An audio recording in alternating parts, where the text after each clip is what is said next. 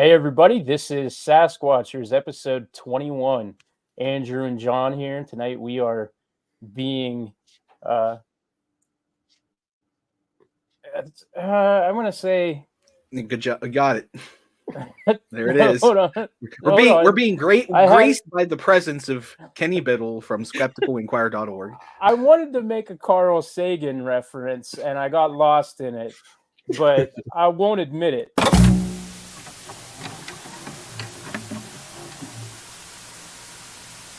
The truth is out there. Never stop looking. Never be sheep. Always disrupt.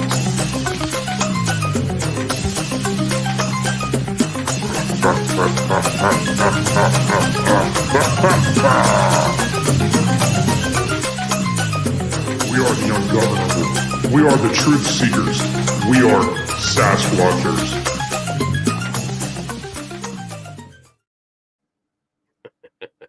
Welcome to Sasquatchers, where there are no take twos, everybody. I am Andrew, that is John, and tonight we are... All right. Kenny. So this is... I'm sorry, I missed my mark. This is Kenny Biddle, and he is from the Skeptical Inquirer. And before I continue to stumble over words, because I was thrown off by some trolls 2 minutes before we started recording, I'm going to go ahead and let him take over the introduction. Oh, that's good. So yeah, my name is Kenny Biddle. I am the chief investigator for the Committee for Skeptical Inquiry, which is the my parent company is the Center for Inquiry, based in Buffalo, New York. That's where I am, and we publish two magazines: Skeptical Inquirer magazine, which I usually publish in, and then Free Inquiry, which deals with secular humanism and religion and stuff like that. That's on the other side. So I have been investigating paranormal claims 25 some years. And I have a background in mechanical. I'm auto mechanic, aerospace, medical field. I have run the gambit of different skills and learned them over the years and have dozens of certifications in all those fields. And I started writing for Skeptical Inquirer magazine about maybe like 15 years ago, just doing freelance work. And the more I did, the more they enjoyed it, and they wanted me to do more for them. So I started doing lectures for them, traveling around. I speak at their annual science conference in Las Vegas called SciCon. And since then, they hired me on full time. I've been here for about a year. And this is my full-time job. I investigate paranormal claims as a job. I mean, this is the greatest freaking job in the world. I love it. And I have the freedom to really research, learn. I mean, that's the best thing. I learn things every single day. And it's amazing. And I get to meet people like you guys and just hang out and talk, have a good conversation. I get to learn what you guys believe or think and how you think. And it's just amazing. So that's me in a nutshell. That's a pretty cool nutshell, if I'm being honest. I'm pretty jealous of everything that you just said, actually. That is a pretty wicked full-time job. All right, college boy. Oh, I'm also a Star Wars geek, if you haven't noticed. I can tell. Yeah. We might have to talk about Star Wars a little bit, since the topic is skepticism, because I'm skeptical it'll ever be good again. Oh. Oh, we're gonna have some words later. But first, you're gonna crush all my hopes and dreams that I'm visited by aliens and Bigfoot. And in order to do that, let's maybe get to how this all started. Where did you start to become interested in this field? You said that you have a background that was maybe a little more, scientific or collegiate than the paranormal side of things. So I'm just curious, how was it just vague interest or inspiration by like a Carl Sagan figure or something like that? It was a mistake, basically. Years ago, I was a ghost hunter. I was on a ghost hunting team. I went out and I did basically what you see on TV. I did all that stuff where you turn out the lights and you play with gadgets that I really didn't know how they worked, but I saw it on TV. So must work. So I used them. I told people their houses were haunted or their businesses were haunted. And I did that for a few years until I went to one of the early conferences, paranormal, actually just a ghost conference in Gettysburg, Pennsylvania. And it was, I'm talking like 2002, maybe that I went there, and I went out to the battlefields, and basically this a long story, but I'm going to try and shorten it here for you. Basically, I went out to a spot with a group of people I knew after the conference. We heard from the Rangers that it was supposed to be really haunted, and it was a secret spot. They don't even go to it. So we went, obviously, because that's what we do. Got there, and after a while, we saw some cars pull up from different people, and they got out. They started making noise. They started coming towards us, and I got pissed off because I was like, they're gonna invade our turf, man. Like, they're coming on our territory. This was our spot. So I marched out of the woods, and if you're familiar with Gettysburg, we were right by the wheat field. So there's a field hospital right next to the wheat field, and the field hospital is in a wooded area, and the wheat field is open. It's an open plain. So I walked out of the woods. I screamed at them, and take note that this is like 8 o'clock at night, so it's dark. So I come out, I yell at them, I tell them to go away, get away. I don't know exactly what I said, but I yelled at them, basically this, piss off. They ran back to the cars. Like, they stopped dead, then turned around, ran back to their cars. That's it. I was like, great. That's awesome. The next morning, we go back down to the conference area, and we hear about a group of people that saw an apparition the night before. They start talking about it, and I realized that they're talking about me. And I approached them and told them, like, I think you saw me coming out of the woods. And they were like, no, we didn't see you. We saw a ghost. And I said, well, I described their cars, their clothing, what equipment they had, how many there were, I even what they were talking about, all of this stuff. And they were still like, no, it wasn't you. We saw a ghost. And finally, one of them said, stop trying to steal our spotlight. And I did the same thing. Like, what are you talking about? Like, and that flipped a switch in my head. Like, all of these times, how many times did I go out? And I mean, they are ignoring basic information. Like, they're being handed, spoon-fed this information that explains an experience, which is what we're supposed to do. We call ourselves investigators. We're supposed to investigate and solve a mystery, not keep promoting our preferred conclusion because, that's our belief. That's not what we do. We're supposed to investigate. So here they are trying to ride this wave of popularity and the spotlight, and they're ignoring all the information that explains it. So it made me think, like, how many times have I done this? How many times did I ignore information because I really wanted to believe something was true? And it also made me look at other ghost hunters and believers and self-styled paranormal investigators in a different light.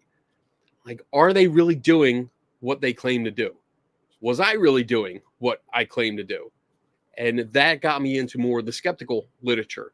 I started finding work of people like Ben Radford and Joe Nickel, who both write for this magazine.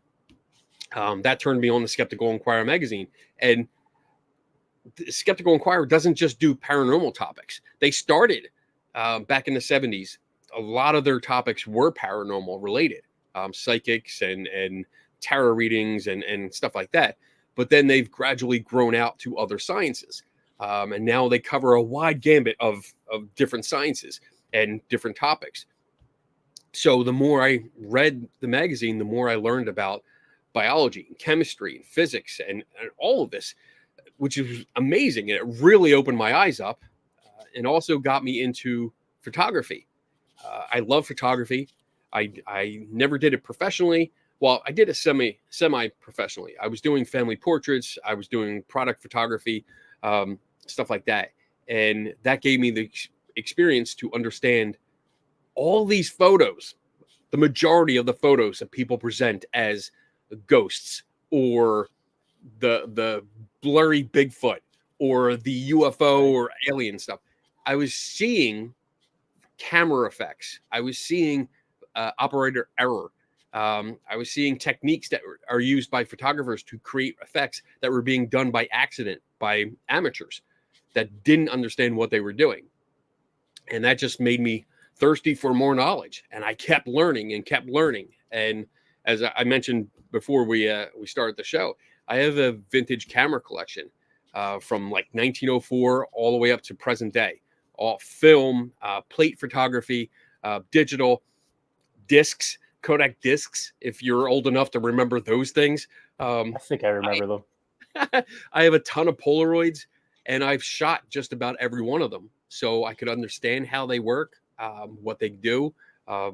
They all work, which is great, and it just gives me a better understanding of what people are, the equipment that they're using, because I'm a big proponent of know your equipment. If you go out to investigate something, you should know every piece of equipment, what it does, how it works, how to properly interpret the data that's coming off of that, or you shouldn't be taking it with you. So that's a long-winded story. I mean, and that's the short version. That's okay. We've had conversations where there's 30 minutes before we even interject because the guest is saying something super interesting, and selfishly, that's why I have this show, so that I can learn and talk, and people listen to it, and that's awesome. And I think it's cool that people have allowed me to be part of their lives like that. But ultimately, I'm here just to have a little collection of people that talk to me and teach me things. So I don't mind that at all. So next time, if you want to go 30, go 30. It's really a weird fetish. It is. It's the strangest. I do find it hard to believe that you're a skeptic, though, whenever you have a Bigfoot and a snowman right behind you. Well, the Bigfoot and Yeti. Sorry, snowman, Yeti. Snowman, Yeti. I put out just for you guys. They're usually up top. I mean, there's a space for them up right. Wait, that way, right there. That's where they sit. You hang them from the fan. Yeah. And I mean, I have displays. So I mentioned, this before the show, I mentioned I'm at work. So this is my office at work. And part of my job is actually giving tours when people show up and putting on display some of the artifacts from many of my investigations. So I have stuff, there's probably a dozen or so display cases out beyond this wall. We have a huge seminar room. And there's things on display from allegedly haunted dolls. I have a weeping statue that cried oil that I made, just to show that it can be done. It can be done by people, because it usually is. I have oh my gosh, I have a Dybbuk box, if you know what that is. Yeah, for sure. Yeah, and I have a whole history on that if you want to talk about that later. But I have all these artifacts out there, and I have a Bigfoot display. So I have a casting. It's a replica of the Patterson Gimlin footprint. So I have that out there. I have a few books. I have a Bigfoot knocker, the tree knocker kind of thing, like an official novelty kind of thing, and a few other items out there. So, I mean, even though I'm a skeptic, I found that most skeptics that I work with in this kind of genre, we are the biggest collectors of this kind of stuff. I would put my collection up against almost anyone that would be on the quote unquote believer side, because I have just so much. I love going to places. I go to Mothman Festival. I bought a whole bunch of stuff. Now I have a big display out there. Bigfoot conferences, I've been to those. I just love buying the stuff, keep me away from a gift shop, because it's almost an addiction. Yeah. Yes, it is. It's funny you mention it, but Sasquatchers does have an official merchandise webpage I can share with you. Grift, a little bit later. There it is. We do, in fact, have Christmas tree ornaments and wrapping paper available. This is Not, this is not to Andrew. get This is Andrew Grifty over here. not to get too So- sidetracked, but do I see a mystery machine in the back left? Yeah. You do. So up here, there's one. There's two. There's one there. There's one right here. Where else is there? There is. I'm more concerned about the minion. I didn't even You can see that. the minion. Oh, there he can is. see- Yeah. Yeah. Okay. Yeah. There is so much to see in my background because I am a big collector of all things. I mean, I have the manual for the recently deceased from Beetlejuice. Nice. I love stuff. My Bigfoot shelf in here is right there. So I have like a mini Lego Bigfoot. I have these are some of my books on it, but I also have like figures. I have a can of beer that says Sasquatch on it, and then like Bigfoot tracker novelties and stuff like that. So, I mean, it's an interesting topic. It's always been an interesting topic. Yeah. So, Well, can we see your knockers? For me. Go ahead. Oh, sorry. Go ahead. Oh no, I was gonna say that's the actual knockers are locked up, so I'd have to go get them. But I mean, I would keep them locked up too. Yeah. me too. I was gonna say for me, like, as silly as it sounds, I think most of the interest that I have in these topics literally comes from watching Scooby Doo. And one of my first logos that I did for the show is a knockoff mystery machine. You know, I have So- stickers and stuff made for it. Yeah, we got sued big time about that. I'm gonna show you. He's showing the I knockers, love- guys. Focus. So there you Oh go. yeah. Oh, that. yeah. I have the whole mystery machine and the whole gang. I love Scooby Doo. I mean, I usually call this Scooby Doo Studios, but not officially. But yeah, I mean, there's plenty around here. I actually have a huge plush Scooby Doo that's on the side of the camera that you can't see, but I have That's it all over the place. I even It's have a extremely fitting. little guy here. Nice. Because I mean, ultimately, when you watch most, like 90% of Scooby Doo, it's always somebody under a mask or a hologram or Right. Some old something guy. to that effect. So even that, I guess, lends kind of the seed to grow for skepticism and the Yes. wonder of how they do that. So It That- does. That show promoted critical thinking. It promoted skepticism. Let me give you my definition of this. All right. So this is how I see skepticism. It's basically having doubt about a claim, usually an extraordinary claim. You're not sure about it. Somebody comes up to you and says, "I was abducted by aliens." Now, I mean, unless you're a full-on believer or drunk, you're not going to believe them right away. You're gonna kind of look and be like, okay, why do you think that? And right there, that's skepticism, because you have some doubt and you want to see something, you want to see some evidence, you want to see the data. So that's where I apply skepticism when I hear extraordinary claims about creatures that haven't been found to exist yet, or afterlife things, ghosts, spirits, demons, what have you, UFOs coming down and leaving imprints in someone's yard, or anal probes and stuff. I mean, that last part probably does happen somewhere, but I have doubts, and all I want to do is see the evidence. I want to see why you believe this to be true, and is it sufficient to warrant a belief in it, and to agree and say, yes, this is true. So that's where critical thinking comes in. Critical thinking is taking the information and looking at it, taking a really close look, not just accepting things at face value, taking it, looking at it, fact checking it. I mean, that's the first thing. When somebody tells me an extraordinary claim, I want to start asking questions. And this is the start of critical thinking. You're asking questions about details. You want clarification. All right, where did you get this verified? Oh, okay, this organization, or this professor, or this scientist. Okay, can I have their name?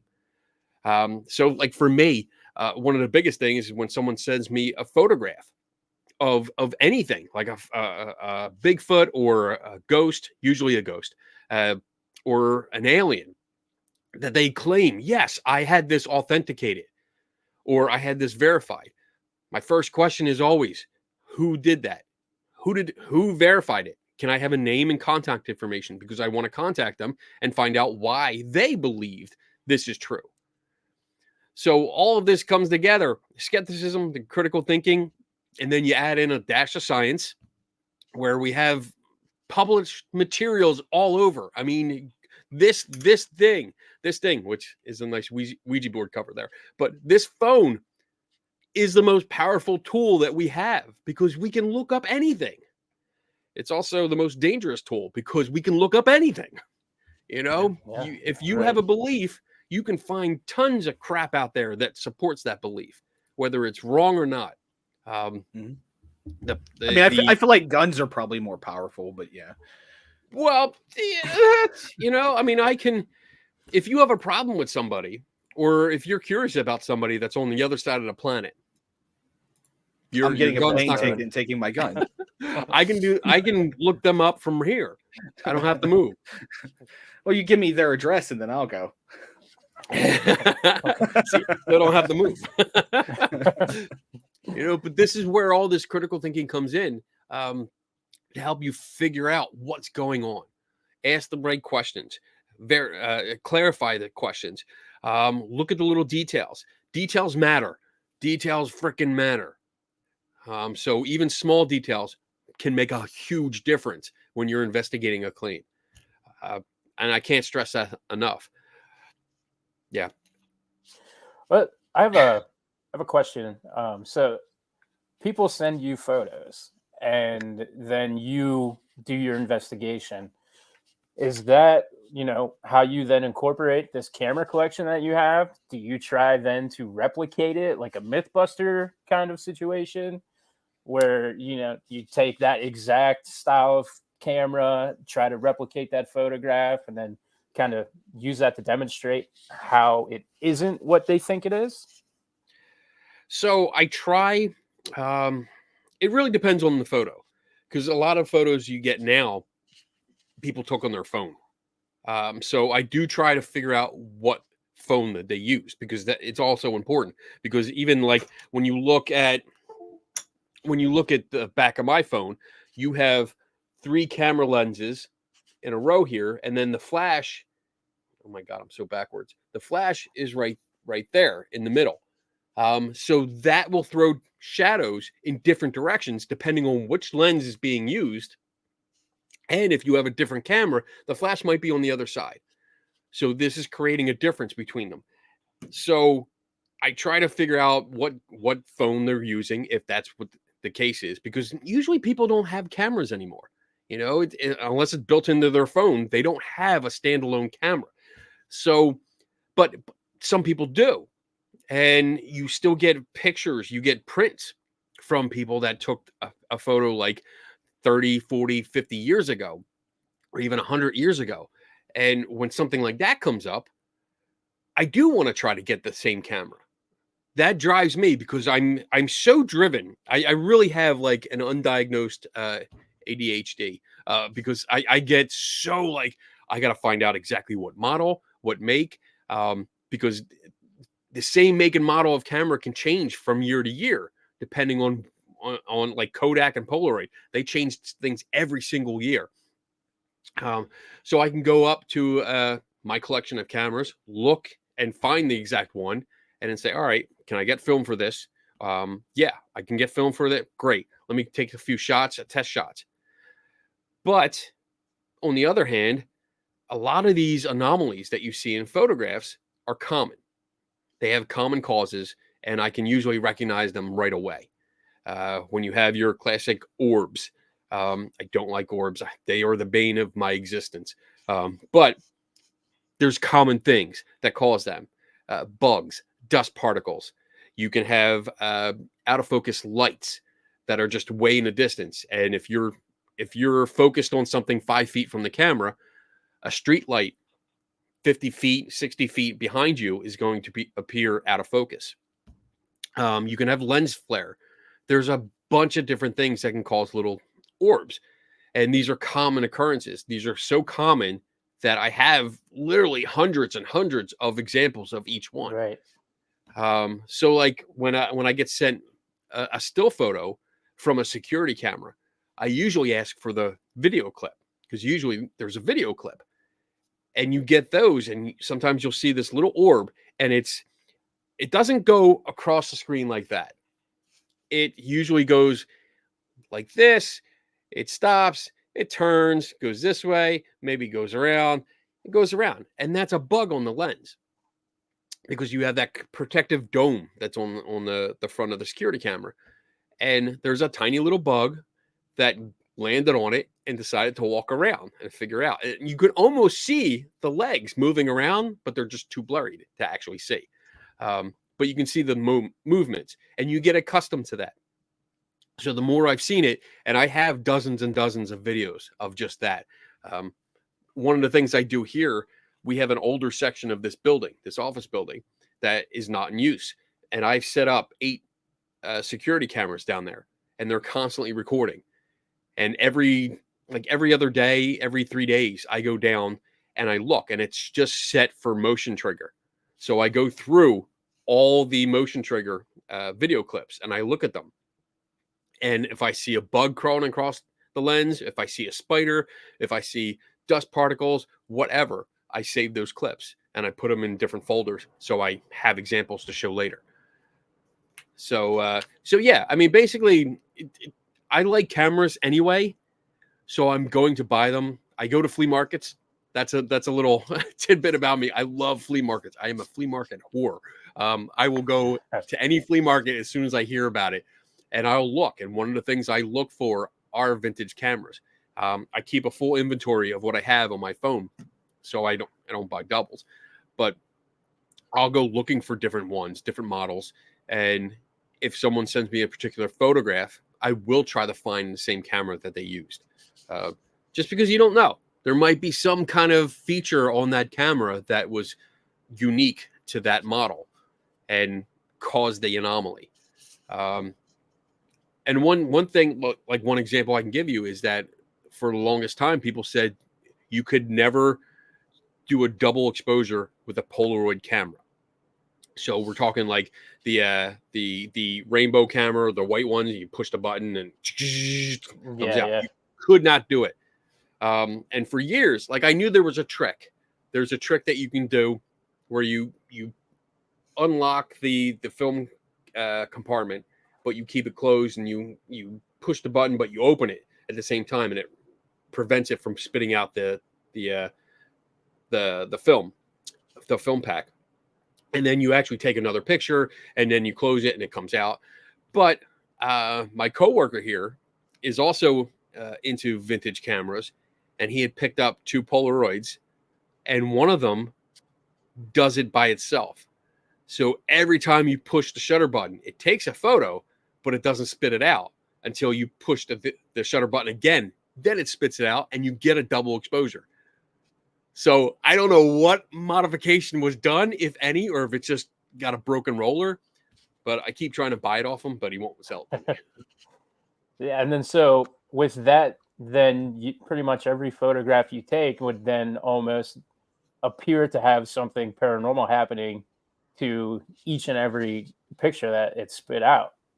Well, most of us are used to double exposures. Either growing up, we saw old photographs or old photo albums from our parents or grandparents. So most of us have seen what a double exposure looks like.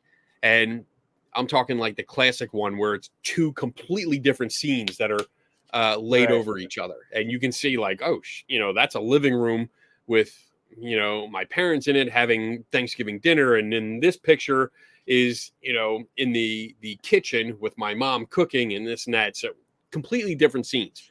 But yeah, if you get the right conditions, if you get a time, say like you go out to a cemetery at night, so it's dark, you're using a flash, the flash bar on them, and you take a photo of someone walking in the cemetery, most of the picture will be dark. So if it doesn't spit it out right away and you turn around and take a picture of somebody else, or you take a picture and there's nobody in there, then that empty space will actually cause the figure that you took the picture of in the first one to become transparent. And that's an amazing effect.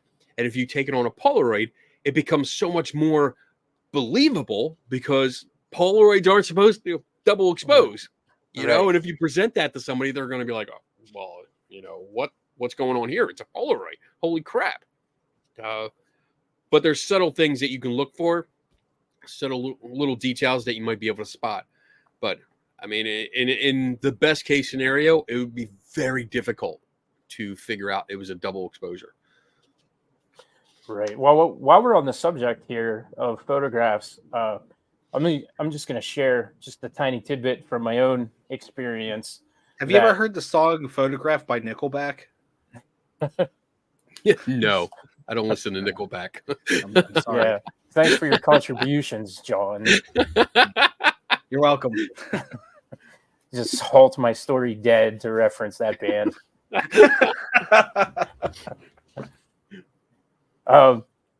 So first or second gen digital camera, I can't remember what. This is definitely early 2000s, before I graduated high school. So definitely like in the 2002 to 2005 range. I had a lot of influences in the paranormal from my friend's dad. And he said that, you know, he has this haunted land, and there's a farm, old farmhouse barn. He has like this guy that walks around that's a ghost, always has like this top hat on, carrying an axe kind of thing.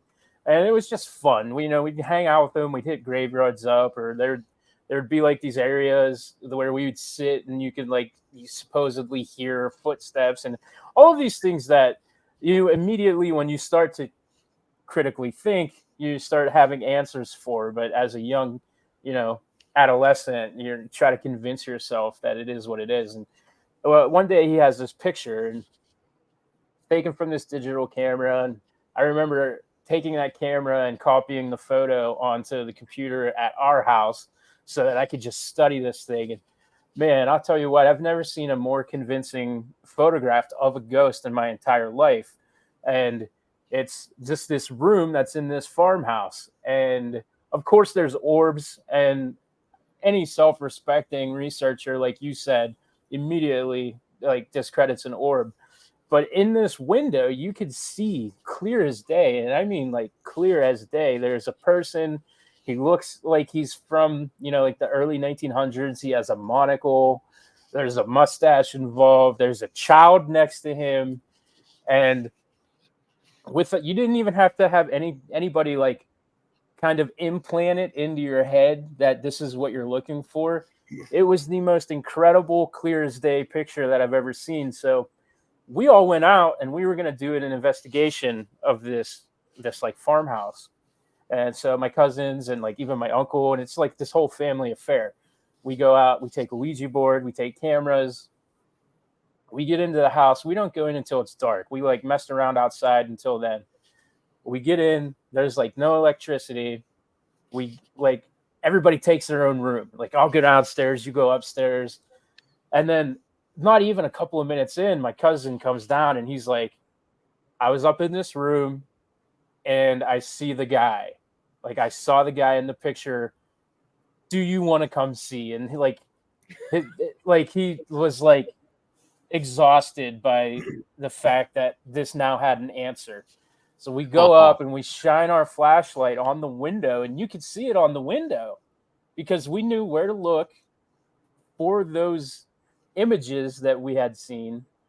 It's just perfect dust particles on this window that even in person, weeks later, had that image of this man and a younger child next to him. So I have experienced firsthand kind of that gamut of here's an extraordinary photograph. How is this possible? To the excitement of, all right, we're going to go out and we're going to figure this out. And almost being deflated having figured it out. So Right. That's like, that's an amazing story to have, because I mean, you think about it. There's a lot of things to think about. One, I mean, you're talking. I don't. When you're talking like 2002 or something, you're still about like 3 or 4 years into digital cameras, because like the Sony Mavicas came out in '97. So you still have low quality though. You're only talking about like 1, 2, or maybe 3 megapixel, probably like yeah, 1.2 megapixel probably was the going rate there. So you have a crappy image to start with, but the big thing that stands out to me is that if you went there a couple weeks later, imagine if somebody just decided, I'm going to clean the window, or was just there one night and was like, oh, you know what? I'm just going to draw my name into it and messed up that image. You would never know. You would never have an explanation for it because the original data was gone. So that's a cool story. Cool story, bro. Where it's like that's a good lesson in, you really need to get back there as soon as possible. And anything, I mean, that's one of the things that comes up a lot when I'm talking to either like ghost hunters or investigators, when they say, oh, I got this picture, and a few days later I went back and looked at it, or it took me a week or so to look at the photos. And I'm always like, no, that's completely wrong. You take photographs, you need to look at them right then. You need to get them onto a laptop. You need to look at them. If any experience happens, when you hear a noise or you see something down the hall, you have to investigate it then, real time. So like when that photo was taken, and they were not, when the photo was originally taken, I assume they're not ghost hunting, or were they? right. Well, I don't, I really don't remember that part. I know that they hung out there all the time, and they had all of these amazing stories about how it was haunted, but it wasn't specifically like they were out there collecting Right. evidence or anything like that. I think they just Okay. took a picture of this room that, he was always constantly like fixing it up, building it, and Okay. so I think it was almost like a progress report kind of photograph. Okay. Yeah. And Yeah. because that it was such a astonishingly clear image to everyone who looked at it, like it just jumped out immediately, and it was cool. like they just rushed right over to show us how cool it was. And yeah, it Do you was still cool, have but it? I might have it somewhere on like an old disc. I would I love to see that, just to see. Now I'm curious. It's a really cool story, and now I'm curious. Like, Yeah, what was this image that was so convincing? I would love to be able to see that. I might have to use the Wayback Machine, but I Oh yeah. 100% had it on MySpace, and I Oh, that's so coming back. if I if I can if I can find the old MySpace stuff, Okay. I might be able to access it that way. If I do always hoard all of my discs and my thumb drives and stuff too. So I might have it sitting somewhere. I'll look for it and see if I can Very find cool. it for you. Because yeah, man, it was incredible. It was like looking at the Monopoly guy just in the window. That's And funny. so that kind of leads me to my next experience. I'll put it that way, because I'm curious how you would analyze the data and what your opinion of it is. Okay, Okay. so right off the bat, immediately, from a skeptical standpoint, I feel like there's red flags because this happened. All right, well, to preface this, this is a UFO sighting. Okay, Okay. now it did occur on July 4th, and that's the reason I took note of it, because when we saw it, I thought it was a firework. I thought it was like a Chinese lantern. So, and What year? This year? 2017. So, Okay. I guess early generation of home use drones as well could also find an explanation in this. But so we're in the town. This is the town that I live in. I hadn't lived in it yet. We were at a house party and I was walking back to my buddy's house, and he was with me, and so I just see this light, okay, and it kind of just real slowly starts to like float up, kind of over the tree line, and I mean I couldn't really give you a distance. It's far enough away that it's right on the outskirts of town, and it just kind of floats, and I'm like, oh, dude, check it out, somebody's setting off fireworks. So we stop, and it's what I would call like an orb as far as ufology goes. It's circle, Okay. just a ball of white light kind of. And then it, like I said, it stopped right there, just in the air, like a Chinese lantern would. And then it didn't do anything, and it just hung there, and it hung there, and it hung there. And then it like dispersed into three. So now there's three orb lights, like, and then they start kind of dancing around each other and almost doing like an 8 pattern, and then that 8 pattern spreads and it goes farther and farther, and then they're dispersed away from each other, but they're all just kind of moving, and it seemed aimless to me, and we couldn't figure it out, and my jaw dropped, and I was like, these are not fireworks, but I have no idea what we're looking at. And we just continued to walk to his house while this is happening.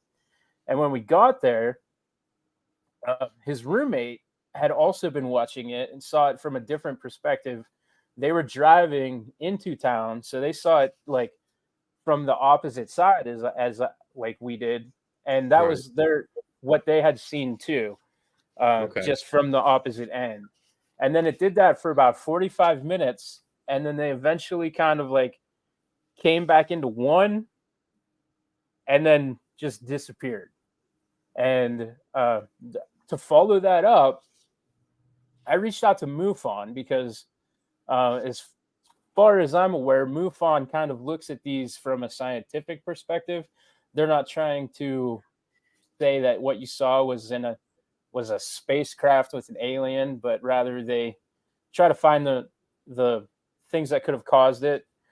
And the MUFON researcher got back to me and said that based on his research, there were no like approved drone things, because this was right around the time where you had to have like a license because people were going too high and hitting planes and stuff.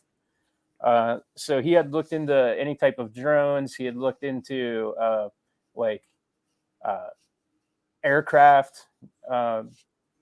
There were nothing. I actually think I still might even have his email somewhere, but based on his research, there was nothing clear cut that he could identify what had occurred. And so that's as far as I know. I didn't do any of that follow up myself, but I'm curious with that information. What is your opinion or your take on it? So the first impression that I got was that it might be lights. It might be spotlights because it is 4th of July, and it might be those I don't know what they're called exactly, but when they have 4 lights, 3 or 4 or 5 lights that do a pattern, they shine up, they turn them on, and usually at carnivals, and they go around and do different patterns. I know what you're talking about. Yeah. So, I mean, that's my first impression. Again, not being able to see this, not just going off of your description, but not being able to see it physically. I'm taking a guess that this might be something that's plausible. It's also, now we're going on about 6 years old, this memory is. So I'm not sure exactly what it is. Yes, if drones were in use, which they were, you still need a license. Depending on the drone, you still need a license to fly them. Because some of them are commercial. And also, flying by airports, there weren't as many rules back then. But is that a possibility? Yes, but I doubt it. I'm not so confident in that. Just the way you described it, where it started as one, it kind of rose up. I mean, that first part of the description reminded me of Chinese lanterns, but they're usually more noticeable. They don't split. Obviously, they don't split until they burn up the bag, and then you get pieces of the bag, flying. But that's brief. So I don't think it was that. The fact that it went on for about 45 minutes or so leads me still to believe it's the spotlights. When it comes to MUFON, like they're a group that usually takes in reports. They don't always investigate a lot, and they might do a cursory search where they just look to see if there's any other reports in the area. But basically, you submit a report, and that's about it. They don't investigate every single report. It'd be nice, but your report is probably on their database now, and that's about it. But just again, I'm talking a lot, but I'm trying to factor in anything else that I can't think of. But my first impression would be it's probably these spotlights that were being used, given the holiday, given the amount of time that they were there. And it doesn't sound like they went anywhere else. They were kind of just in one area. So Right. that leads me to that for now. Until I get more information, that's what I would go with. And it's just speculative right now. Right. I don't have any other information. Follow that up. This is almost like classic case of sounds like BS, but I did record it. I was on my old iPhone, and that I smashed it. Like I got angry one day, and I threw it against the wall 6 times. Like I got into an argument with the person, and that phone was... Everyone watching this should be shaking their head and just also I had recorded it on, of all things, Snapchat. So I was sending snaps to people while it was happening, and that doesn't save, at least not for us. Like it maybe Right. Snapchat has like this database where I could, seek the video out. But those are the two things. I still have the smashed phone upstairs for that, and this has nothing to do with anything that we're talking about. But your smashed phone has a memory card in it. Right, that's why memory I still card have it. or memory card and hard drive. Yeah. So it's up in a drawer somewhere. Break it out, brother. Let's do it.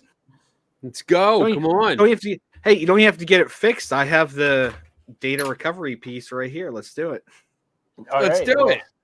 Let's do we'll it. have to do that.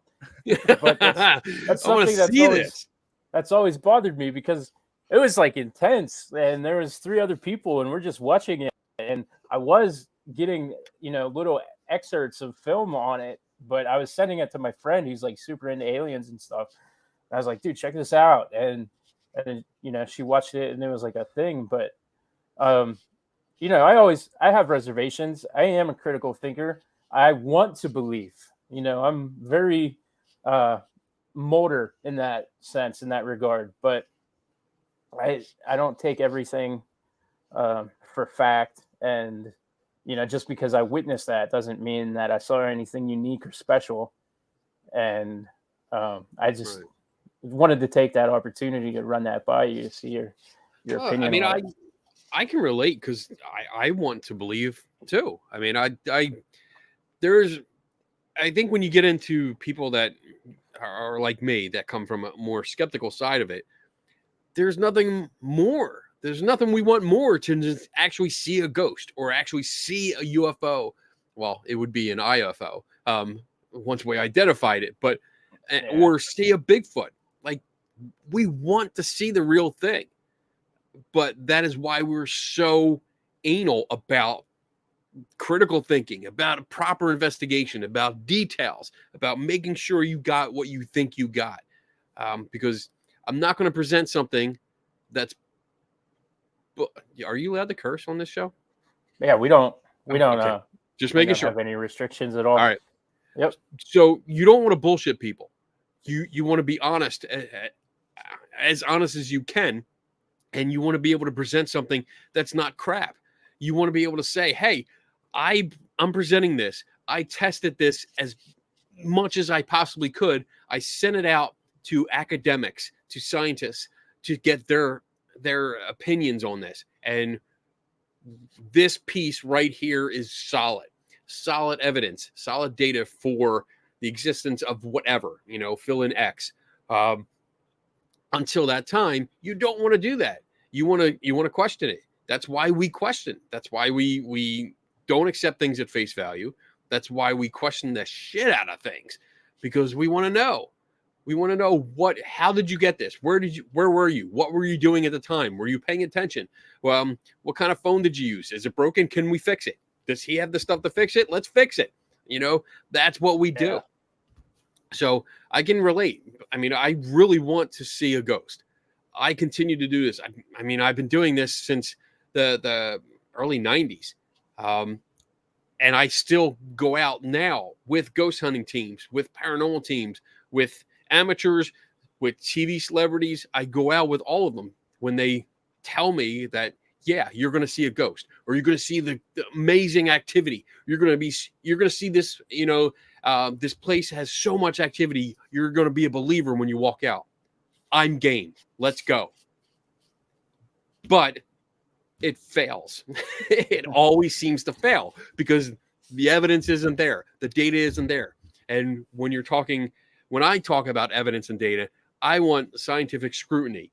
I want to have proper controls in place.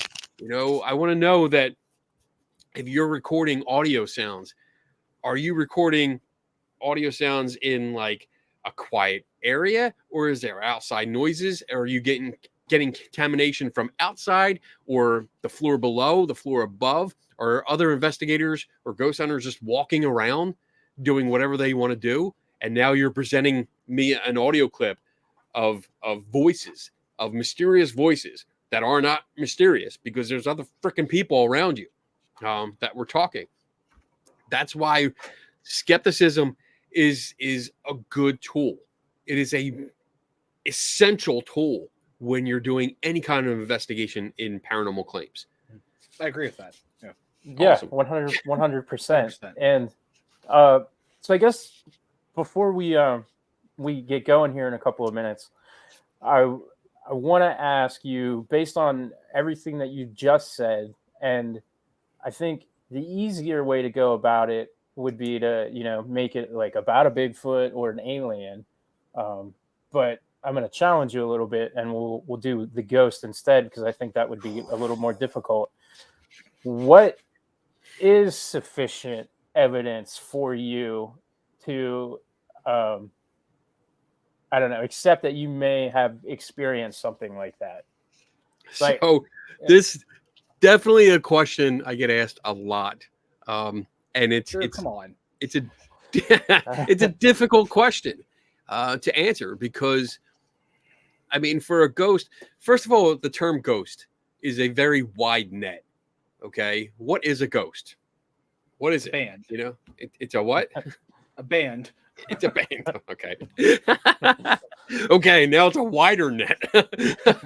So, I mean, people call a mysterious voice a ghost. People call knocking sounds a ghost. People call transparent figures a ghost. People call cold spots a ghost. So there's so many things.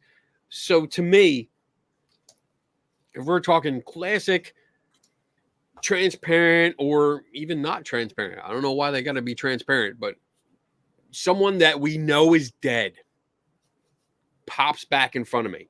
I'd like them to sit here across from my desk, on the other side of my desk. I want to be able to go up and poke them and see if they're solid, talk to them, verify some information from them, and then maybe do some environmental tests, like what's going on around them, as they sit in a chair across from me. What's going on? Is there temperature difference? Is there some kind of difference in the electromagnetic field? Is there light differences? Are they emitting heat, or are they not? Or are they absorbing heat? Anything else? Like, let's see why is that being different than me? I want to know. So yeah, it would have to be, basically it comes down to, if ghosts exist, I would like one to submit to being a lab rat. Basically, I'll be gentle. and kind and delicate. Do they have to sign an agreement If they can, if they with the can pick up ghost pen? yes, but like something like that. That's what we're talking about. All of these other things we see on like the TV shows where the knocking sounds that happen in the distance, voices that appear on recorders or on the broken radios, which are total bullshit. I just got to say that every time. It's broken radios. Oh, let me ask a radio that receives every transmission that we put out. Let me see if I can get an answer. Of course you are. Duh. I don't want to hear that. I don't want to see balls of light on your photo. I don't want to see misty forms. And that's something that pissed me off. Just knowing the history of paranormal research, where ectoplasm went from a mucousy substance that was produced through the orifices of the medium, and now it's smoke. Yeah, It's white smoke in your photograph. fog, I mean, yeah, it's like fog or smoke. Yeah, that's horrible. Even though the harder one to do there with the vomit stuff coming out of a medium, I think that was pretty handily called out as fake. Oh yeah, I mean, I have some. I have some. medium fake. You have I have ectoplasm in a like bucket. well, part of it's in the box. So I have a piece of it, a chunk of it that's from a medium that was tested in Canada. So I have a chunk of that, and I made my own. So I was able to figure out what was being made, how they were making it. What? You made your own puke? Well, no, and it's not puke. It's egg whites and cheesecloth. Close enough. Yeah, I mean, it's disgusting. It smells awful. I got yelled at when I made it because I made it here. Oh. Just ammonia reeking through It's just, the cool thing about my job is that you never know what we're going to do every day. And everyone here is pretty much, they're cool with it. So if I have experiments I want to do, if I have videos I want to create to replicate someone's ghost or poltergeist video or something like that, everyone is game. Like I always have volunteers, especially when it involves like throwing or dropping things on me. They love doing that kind of stuff. But making the ectoplasm was not a popular choice. Guys, it's okay. It's just mustard gas. It's all right. It's just a little slimy. Well, we are nearing the end of the show here, and I always like to give our guests the final couple of moments to promote, advertise, get your stuff out there. So you can go ahead right now, and if there's any links that you have, books that you've written, you can go ahead and promote them, and then I will add that to every description that I write for this episode. Send me links, and I will put every single link that you have in the description so that it's just there and available for everybody. Oh, cool. So it's pretty easy. I mean, if you want to see most of my work, where I write articles for Skeptical Inquirer magazine. I also write or produce videos for them. So all of that, inquirer.org. And if you search for my name, Kenny Biddle, Biddle, you'll find my page, my author's page, and all of my work is there. If you want to find me on social media, I'm on Facebook at I am Kenny Biddle. That's the page that I run from there. And every Friday night, I do a live 2-hour show called the Skeptical Help Bar, which is streamed to Facebook page and also my YouTube channel, which is under my name, Kenny Biddle. So you can find me there.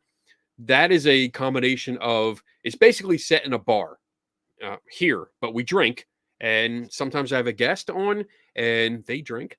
But we also go through their expertise, like their background. Why are they on? I usually have people from science or skepticism to talk about their specialty and their area of expertise. When I don't have a guest, I do what's called an open mic night, where I sit here like this and everyone gets to ask questions. and it's a learning show. So I'll have Google up. We will, if I don't know the answer to it, I will Google it. We'll look it up together. I share the screen. We learn about something, and then we give opinions. It's a real fun show. I love doing it. And then pretty much any other events that you want to see me at, you can find either on Skeptical Inquirer or on the Western New York CFI page, which I believe is centerforinquiry.org/Western New York. And that's the branch of CFI that works out of this building. Like, for instance, this Friday, we're doing a winter solstice party. So it's going to be fun. It's great. It's catered. We're going to have activities. People do some talks. I'm going to talk. Activity. Go Bills. Yeah. Oh my, that's a big part. I'm a transplant. I come from Philly. I'm born and raised in Philadelphia. Came up here. Whatever.